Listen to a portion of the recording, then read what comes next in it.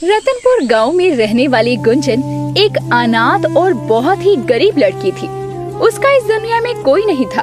वो एक टूटी फूटी जर्जर झोपड़ी में रहा करती और दूसरों के खेतों में काम करके जैसे तैसे अपना गुजारा किया करती।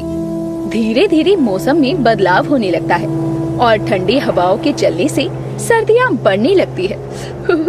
धीरे धीरे सर्दियाँ तो बढ़ती जा रही है। ऐसे में सर्दियों से बचने के लिए मुझे लकड़ी का इंतजाम करना होगा।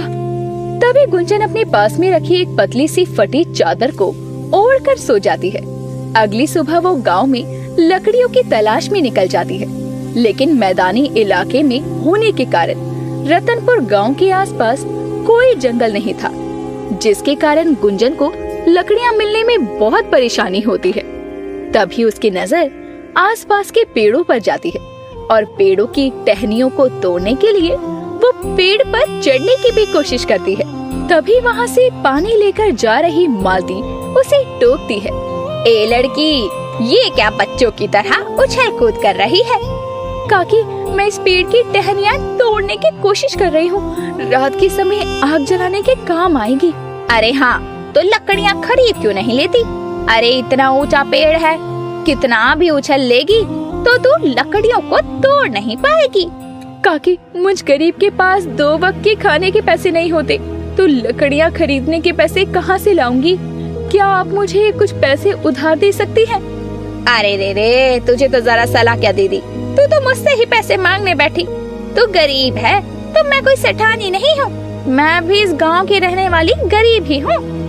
मालती की बात सुनकर गुंजन फिर से उछलती है, लेकिन जमीन पर आते ही उसका पैर मुड़ता है और वो गिरने से बचने के लिए मालती का हाथ पकड़ती है, लेकिन अपने साथ साथ वो मालती को लेकर जमीन पर गिर पड़ती है, जिससे मालती का पानी का मटका भी गिरता है और दोनों गीली हो जाती हैं। जैसे तैसे दोनों खड़ी होती हैं। आए हाय, सत्यानाश हो तेरा। ठंड में मुझे गीला कर दिया, ऊपर से मेरे मटकों को तोड़कर भी नुकसान किया। मैंने जानबूझकर नहीं किया काकी, वो मैं गलती से गिरी और गीली हो गई और आपको भी गिरा दिया। अरे तो क्या मेरी गलती के कारण हुआ है? मेरी हिम्मत मारी गई थी जो मैं यहाँ रुक गई। चल हट, अनाथ कहीं की। मालती गुंजन को धक्का देते हुए वहाँ से चली जाती है। जमीन पर गिरने के कारण गुंजन के हाथ और पाँव में खरोंच आ जाती है। बेचारी आंखों में आंसू लिए खेत में काम करने चली जाती है और वहाँ काम करने लगती है। रात के समय वो थकी हारी ठिठुरती हुई घर आती है और अपने हाथ पैर की चोट पर हल्दी का लेप लगाती है। रात होने के कारण ठंड बहुत बढ़ जाती है। आज मुझे कहीं से भी लकड़ियाँ नहीं मिली। अगर मिल जाती तो आग जलाकर ठंड से राहत तो मिलती। पता नहीं कब तक इस ठंड में मुझे ऐसे ही ठिठुरना पड़ेगा। बढ़ती रात के साथ ठंडी हवाएं तेज हो रही थी, जिसके कारण गुंजन कांपने लगती है। कुछ देर में उसके दरवाजे पर दस्तक होती है। अरे, इस समय दरवाजे पर कौन आ सकता है? लगता है जाकर देखना ही पड़ेगा। गुंजन जाकर दरवाजा खोलती है। वो देखती है कि एक बुढ़िया ठंड में ठिठुरती हुई उसके दरवाजे पर खड़ी होती है। अम्मा, आप कौन हो और इतनी रात गए बिना कंबल चादर के ठंड में घूम क्यों रही हो? बेटी, मैं दूसरे गांव जा रही थी, लेकिन अंधेरे के कारण रास्ता भटक गई हूँ और ठंड भी बहुत लग रही है। मेरी मदद कर दो बेटी। आज रात के लिए मुझे अपने घर ठहरने की जगह दे दो। सुबह होते ही चली जाऊंगी। ठंड से बिना कंबल चादर के कांपती हुई बुढ़िया को देखकर गुंजन को उस पर दया आ जाती है और वो अपने मन ही मन कहती है, पता नहीं कैसे होंगे इनके घर वाले जो इन्हें इतनी सर्द रात में अकेले बाहर जाने दिया। मुझे इनकी मदद करनी चाहिए। ठीक है अम्मा, तुम आज रात मेरे घर पर रुक सकती हो। बहुत बहुत धन्यवाद बेटी, भगवान तुम्हारा भला करे। गुंजन उस बुढ़िया को घर के अंदर लेकर आती है। वो बुढ़िया इसके बाद गुंजन का पतला सा चादर जैसा कंबल ओढ़कर सो जाती है। कुछ ही देर में गुंजन को भी नींद आ जाती है। सुबह पक्षियों के चहचहाने से गुंजन की नींद खुलती है, तो गुंजन उस बुढ़िया को उठाने के लिए उस कंबल को हटाती है और हैरान रह जाती है, क्योंकि वहाँ कंबल तो था लेकिन बुढ़िया नहीं थी। अरे, वो अम्मा कहाँ गई और ऐसे अचानक वो कहाँ जा सकती है? कहीं वो चली तो नहीं गई? मैंने तो उन्हें खाने के लिए भी नहीं पूछा। उन्हें भूख भी तो लगी होगी ना? वैसे भूख तो मुझे भी लगी है। रात को भी मैंने कुछ नहीं खाया था। अगर मैं अनाथ नहीं होती तो मेरे उठते ही कोई मेरे लिए खाना लेकर आ जाता। गुंजन ने इतना कहा था कि तभी जिस कंबल को उसने हाथ में पकड़ा था उस कंबल से एक हल्की सी चमक निकलती।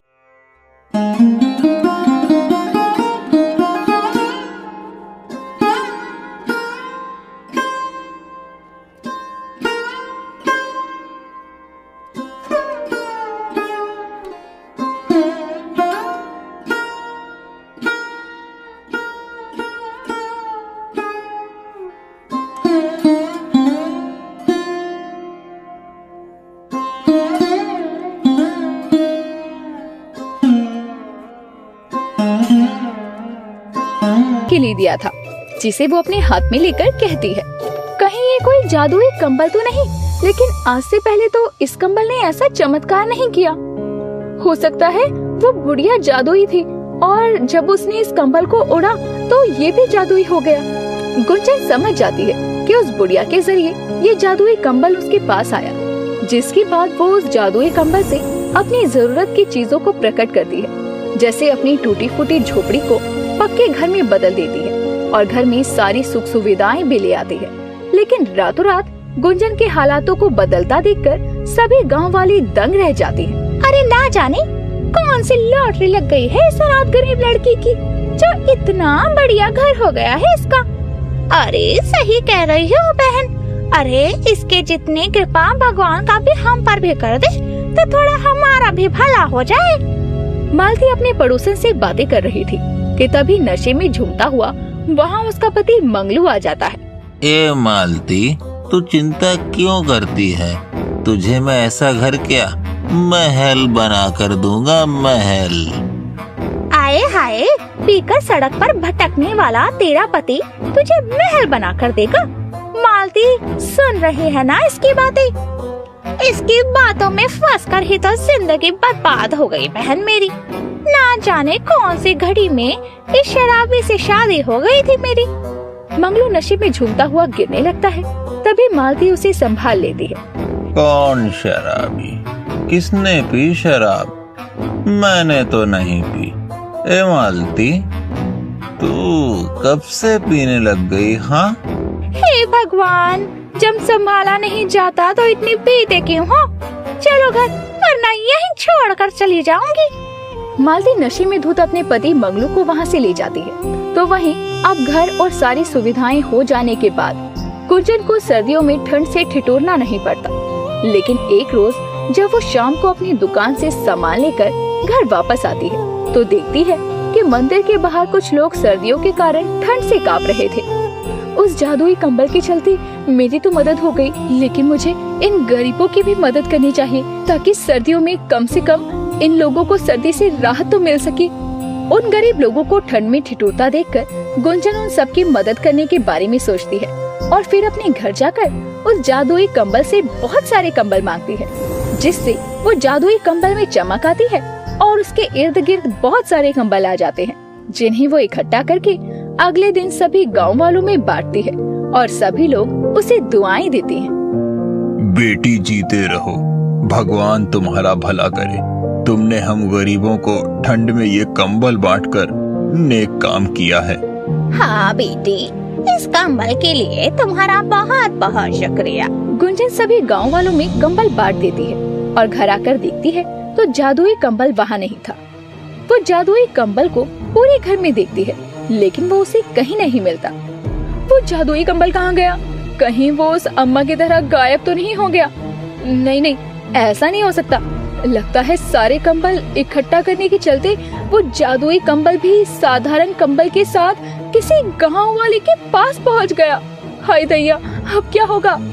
इधर गुंजन जादुई कंबल के न मिलने से परेशान थी, तो वहीं मालती अपने पियक्कर पति के रोज रोज के तमाशे से तंग आ चुकी थी। मैं ये रूखा सूखा नहीं खाऊंगा, नहीं खाऊंगा। अच्छा, ये रूखा सूखा नहीं खाओगे तो मत खाओ, क्योंकि भगवान छप्पर फाड़ कर तुम्हारे लिए पकवान नहीं भेजने वाले। मैं तुम्हारा पति हूँ, तुम मुझसे ऐसे बात नहीं कर सकती। अरे पति वाला कोई काम किया है तुमने? अरे कुछ भी खरीद कर नहीं दिया है आज तक। ये देखो, भीख में मिले कंबल को ओढ़कर काम चलाना पड़ रहा है। मन तो करता है तुम्हें 2-4 खींच कर थप्पड़ लगाऊं। मालती के इतना कहते ही कंबल से हल्की चमक आती है और मंगलू को हवा में 2-4 चाटे पड़ते हैं तो उसका सर चकराता है और वो गिर पड़ता है। हाय हाय, ये हवा में थप्पड़ कहाँ से लग गए ने? कहीं मेरे बोलने से तो नहीं? नहीं, मेरी जुबान काली थोड़ी है। अरे कौन पागल है? जाकर खोलती हूँ दरवाजा, पता चले दरवाजा तोड़ दे। उसके इतना बोलते ही दरवाजा टूटकर गिर पड़ता है। ये देखकर तो मालती के होश उड़ जाते हैं। वो समझ नहीं पाती कि उसके बोले पर कैसी चीजें सच हो रही हैं। हे भगवान, कहीं मेरी जुबान सच में तो काली नहीं हो गई? नहीं, मैं अभी कुछ नहीं कहूँगी। मालती के मुंह से निकली बातें जादुई कंबल के कारण सच हो रही थी, लेकिन वो अपनी जुबान को काला समझकर कुछ भी बोलने से बचती है। तो वहीं गुंजन उस जादुई कंबल को गांव के हर एक घर में ढूंढती है। एक रोज मालती उस कंबल को धोकर सुखा देती है और उसकी नजर अपनी पड़ोसन के सूख रही साड़ी पर जाती है। कितनी सुंदर साड़ी ली है कांता ने। अगर मेरा पति पैक करना होता तो इससे अच्छी साड़ियाँ खरीद पाती। हाय दैया, कितनी सुंदर साड़ियाँ हैं। इस बार तो मुंह से निकली अच्छी बात भी सच हो गई। यानी सच में कोई तो जादू हुआ है मेरी जुबान पर। मालती इसे अपनी जुबान का कमाल समझकर साड़ी को लेकर खुशी खुशी घर चली जाती है। तो ये सब कुछ वहाँ से गुजर रही गुंजन देख लेती है और वो जादुई कंबल की चमक को देखकर उसे पहचान जाती है और फिर उस कंबल को लेकर घर लौट आती है। अच्छा हुआ ये जादुई कंबल मुझे समय रहते मिल गया, किसी गलत हाथ में नहीं गया, वरना कोई भी इस जादुई कंबल का गलत फायदा उठा सकता था। मेरे ख्याल से इस कंबल को किसी जरूरतमंद के पास होना चाहिए। गुंजन को वो जादुई कंबल वापस मिल जाता है, जिसका इस्तेमाल वो लोगों की मदद के लिए किया करती। एक रात फिर से उसके दरवाजे पर दस्तक होती है। गुंजन दरवाजा खोलती है तो बाहर वही बुढ़िया खड़ी हुई थी। अम्मा, आप आइए ना, अंदर आइए। आप कहाँ गायब हो गई थी? मैं आपको शुक्रिया भी नहीं कह पाई। बेटी, क्या तुम आज रात मुझे अपने घर में ठहरने दोगी? हाँ अम्मा, क्यों नहीं। बेटी, तुम दिल की बहुत अच्छी हो। मैंने सुना है कि तुमने अपने साथ साथ गांव के लोगों की भी मदद की है। दुनिया में लोग बस अपना भला और फायदा सोचते हैं, लेकिन तुमने दूसरों के बारे में सोचा, इसीलिए तुम्हारे साथ कभी कुछ गलत नहीं हो सकता। आप भूखी होंगी, रुकिए मैं आपके लिए कुछ खाने को लाती हूँ। गुंजन उस बुढ़िया को खाना खिलाती है और फिर बुढ़िया वही जादुई कंबल ओढ़कर सो जाती है। अगले दिन जब गुंजन उठती है तो पहले की तरह बुढ़िया गायब होती है, लेकिन इस बार वो जादुई कंबल भी बुढ़िया के साथ गायब हो जाता है। लेकिन गुंजन ये सब सोचकर खुश थी कि आज उसके पास जरूरत का सारा सामान उपलब्ध था और उसने गांव वालों की मदद भी की थी। भोलू अपनी पत्नी बसंती के साथ अपना गुजर बसर कर रहा था। भोलू और बसंती अपनी खेतों में हरी सब्जियां लगाया करते थे, जिससे कि उनका खर्चा निकल ही जाया करता था। एक रोज देर शाम भोलू खेत से लौट रहा होता है, तभी भोलू को सेठ ध्यानचंद मिलता है। अरे भोलू, क्या हाल है? आजकल तू अपनी सब्जियों की खेती के लिए बहुत मेहनत कर रहा है। हाँ सेठ जी, अब क्या करूं? अब मेहनत नहीं करूंगा तो एक वक्त की रोटी के लिए भी आफत आ जाएगी। आप तो जानते ही हैं। वो मैं तो ये कह रहा था कि इस महीने तूने खेती का पैसा नहीं दिया। देख भोलू, अगर ऐसा ही रहा ना तो मैं तुझे बता रहा हूँ, मैं तुझसे खेत लेकर धन्नो को दे दूंगा। वो भी मुझसे तेरे खेत की बात करने आई थी। कौन? वो जग्गू की बीबी? वो क्या करेगी खेत में? अपनी सुंदरता को धन्नो गिराएगी क्या खेत में? उसे अब बता देना, खेती सुंदरता नहीं मेहनत देखती है। अरे भोलू, तेरी बात ठीक है, लेकिन महीने के महीने खेत का पैसा दे दिया कर, तो मैं और किसी से खेत के बारे में बात ही नहीं करूँगा।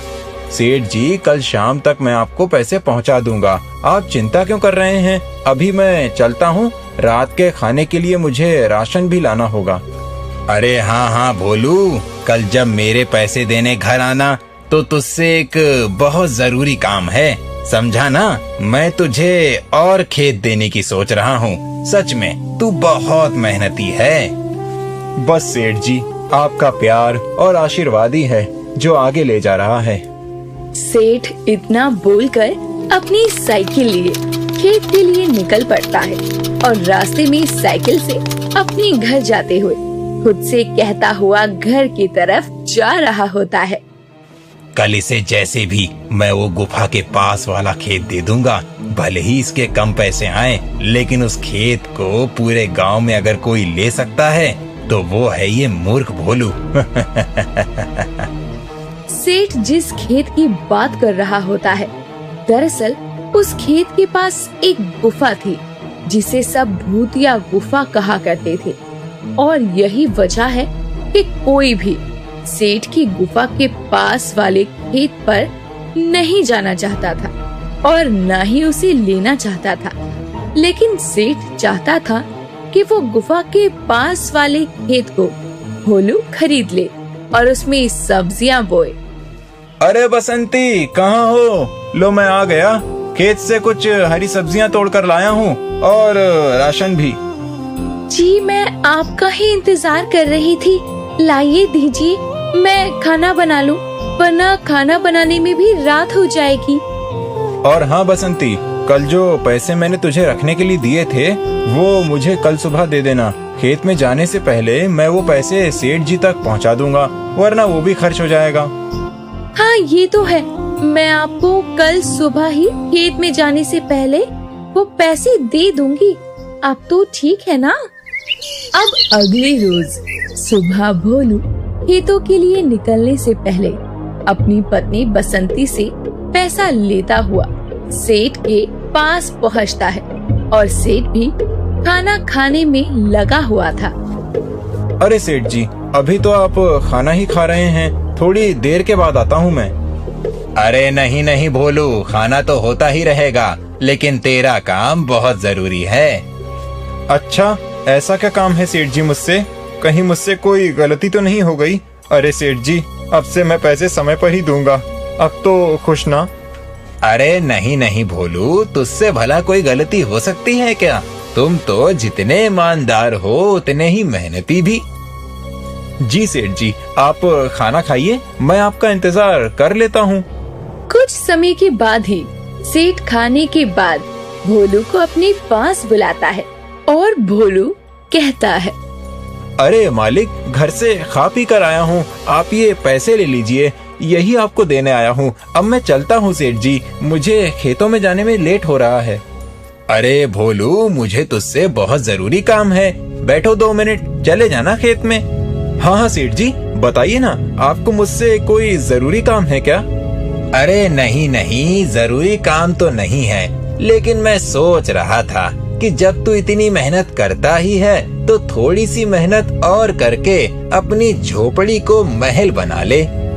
सेठ जी, मैं कुछ समझा नहीं, आप कहना क्या चाहते हैं? मैं तुम्हें गुफा के पास वाली खेती दे रहा हूँ, जिसे मैंने काफी समय से किसी को नहीं दिया, और तुम जानते हो उसमें फसल अच्छी होती है।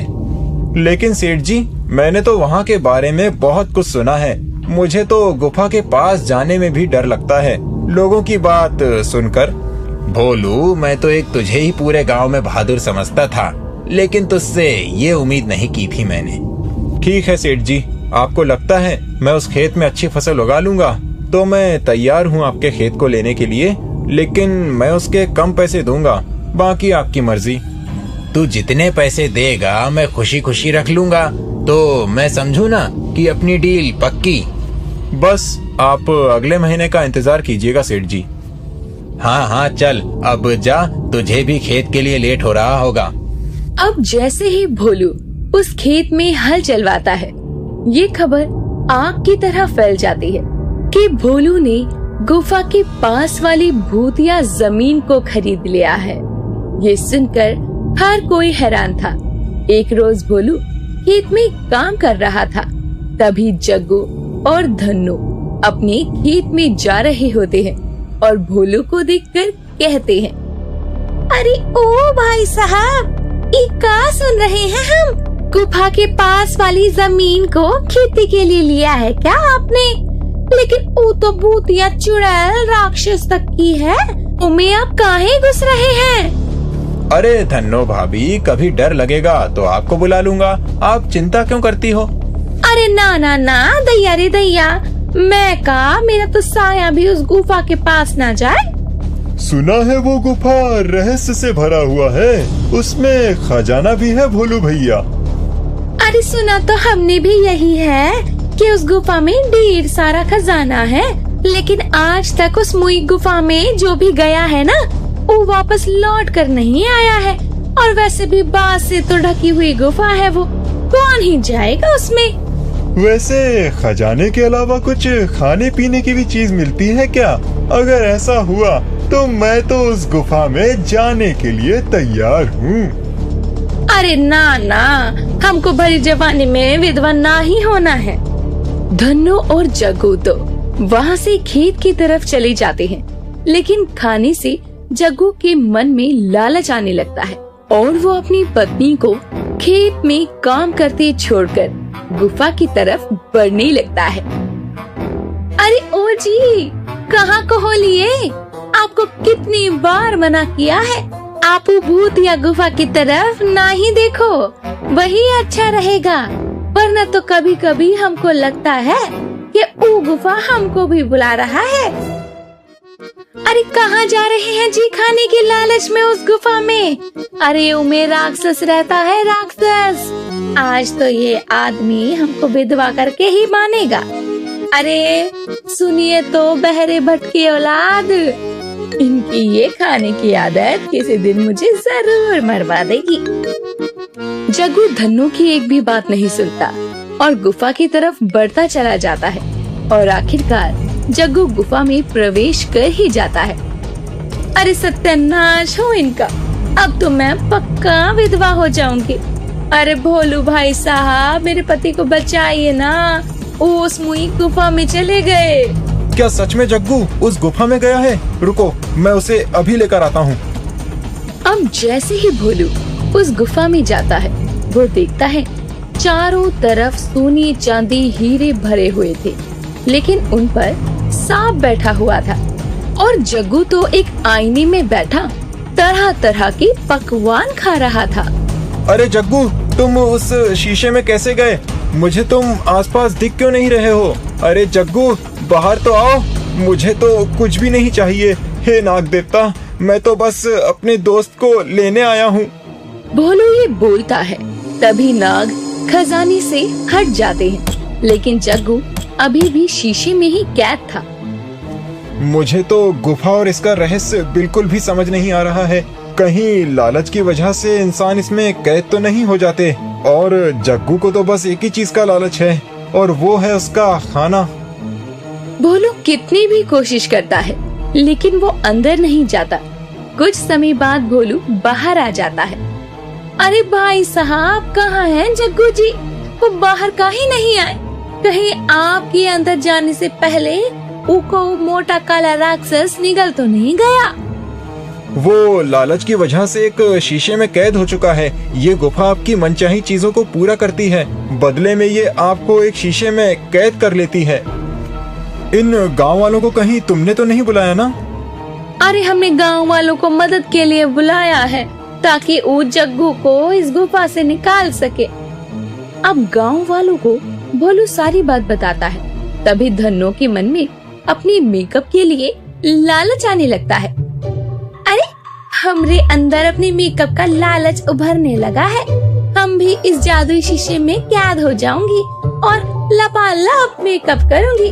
वो कहावत है ना कि अपने पति को बचाने के लिए एक पत्नी और यम महाराज भगवान से भी लड़ जात है। आज मैं वो करके दिखाऊंगी। अरे बहुत सारे खजाना लेकर बाहर आऊंगी। उसके बाद मेरे पास भी कोनो चीज की कमी नहीं रहेगी। चल धन्नो, हो जा शुरू। इतना सोचते ही धन्नो भी गुफा के अंदर प्रवेश कर जाती है और सब हक्के बक्के धन्नो को देखते रह जाते हैं। अरे धन्नो, कहाँ जा रही हो? अंदर जाना मौत के मुंह में जाने के बराबर है। अरे धन्नो, मेरी बात सुनो। अरे बेटा, मेरा तो कोई नहीं है। रुक, मुझे अंदर जाने दे। मुझे किस चीज का लालच आएगा?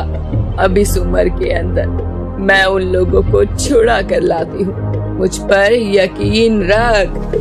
अरे मेरी बात क्यों नहीं सुन रहा कोई? इस गुफा में मन में लालच लेकर जाना मतलब मौत को बुलाना, दोनों ही बराबर है। अब शांता जैसे ही अंदर जाती है, वो चारों तरफ सोना, चांदी और हीरे देखकर हैरान रह जाती है और शांता के मन में लालच आ जाता है। अरे बाप रे, इतना सारा सोना, चांदी, हीरा, मुझे तो विश्वास ही नहीं हो रहा। इस छोटी सी गुफा में कितना कुछ है। बाहर तो ये बांस से ढकी हुई एक खंडर की तरह लगती थी, लेकिन अंदर से तो क्या ही कहने। अब शांता की नजर पास रखे आईने पर जाती है, जिसमें जग्गू खाना खा रहा था और धन्नो मेकअप करती हुई नजर आ रही थी। बस अब शांता भी कुछ देर बाद खुद को उन दोनों के बीच पाती है। दरअसल शांता को एक पल के लिए उस शीशे के अंदर अपनी जवान प्रतिमा नजर आई थी, जब वो अपने दिनों में जवान हुआ करती थी। और अपने आप को शीशे के अंदर जवान देखकर शांता के मन में भी लालच उभर आता है, जिस वजह से वो जैसे ही उस शीशे की तरफ देखती है, उसमें कैद हो जाती है और खुद से कहती है, अरे सत्यानाश हो, मेरे मन में भी लालच आ गया और मैं इस शीशे में कैद हो चुकी हूँ। लेकिन अब हमें यहाँ से निकालेगा कौन? अरे यहाँ तो जिंदगी कितनी अच्छी है, जो चाहो सब मिल रहा है। अम्मा बाहर काहे जाना है, लाली लिपस्टिक लगाओ और मौज बनाओ। लेकिन मैं ये सोने चांदी लेकर क्या करूँगी? तुम लोगों को अंदर सोना चांदी और खाना तो मिला, लेकिन मैं तो जवान होने की लालसा से अंदर आई और देखो अंदर तो मैं बूढ़ी ही आई हूँ ना। कैसे मंदबुद्धि पति पत्नी है ये, यहाँ फंस चुके हैं लेकिन तब भी कितनी मौज में है। अब भोलू दोबारा से गुफा में जाता है और नाग देवता के आगे हाथ जोड़ते हुए कहता है, नाग देवता, मुझे किसी भी चीज का लालच नहीं है, बस आप मेरे गांव वालों को इस शीशे से आजाद कर दो।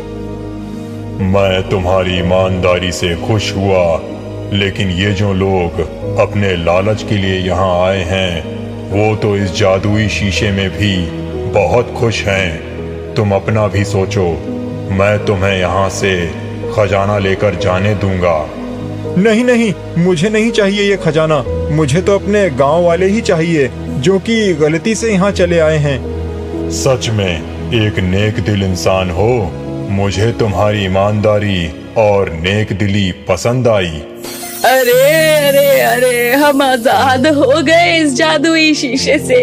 चलो चलो जल्दी से बाहर निकलते हैं, इससे पहले कि कोई और अनहोनी हो जाए। जल्दी निकलो यहाँ से, लगता है गुफा का दरवाजा बंद होने वाला है। अरे जल्दी चलिए, ये सब आपकी वजह से ही हुआ है। उक्का है ना, आप यहाँ न आते और न मैं यहाँ आपको बचाने आती। अच्छा भला खेत में काम कर रही थी, ये बात अलग है कि हमारी थोड़ी ब्यूटी बन गई यहाँ का मेकअप लगाने से। अरे मैं तो कहती हूँ भोलू, इन दोनों पति पत्नी को यहीं छोड़ जाते हैं।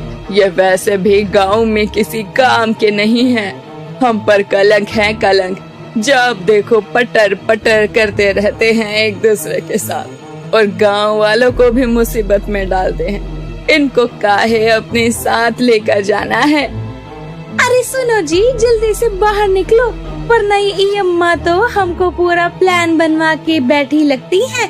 अब तो हम दोनों को सच में फंसवा देंगे गुफा के अंदर। चलो चलो जल्दी। अब जैसे ही सब निकलते हैं, वैसे ही गुफा का द्वार अपने आप बंद हो जाता है। जमीन से नई बांस अपने आप निकल कर आती है और गुफा को ढक देती है। सब भोलू की तरफ देख रहे थे, क्योंकि उसकी वजह से ही सालों से चल रही उस गुफा के राज का पर्दाफाश सबके सामने हुआ, जिसके बाद धीरे धीरे जमीन में कंपन होती है और वो गुफा जमीन के अंदर समा जाती है और उसके बाद वो बांस की रहस्यमयी गुफा कभी किसी को नजर नहीं आती और हमेशा के लिए हो जाती है। दोस्तों, वो गुफा हर किसी को अपने अंदर के लालच के बारे में बताती थी। अगर आप उस गुफा में जाते तो आपके मन में किस चीज का लालच आता? आप हमें कमेंट करके जरूर बताएं। और ऐसे ही इंटरेस्टिंग कहानियों के लिए जुड़े रहिए हमारे चैनल के साथ।